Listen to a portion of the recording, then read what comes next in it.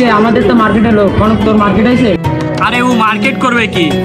ওর তো কোনো, ও তো গরিব, ও তো ফকিন্নি, ওর তো কোনো টাকা পয়সাই নাই।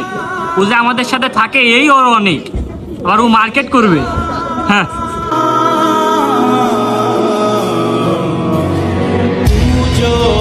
আমার এনে হাসতাছ তোরা?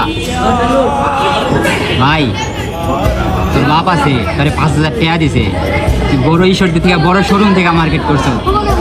আর তোর ভাই, তোর আব্বাই তোরে 10,000 টাকা দিছে, তুই রাজশাহী বড় শোরুম থেকে মার্কেট করছো। আমার তো আব্বাই নাই, আমি কার কাছে আব্বা?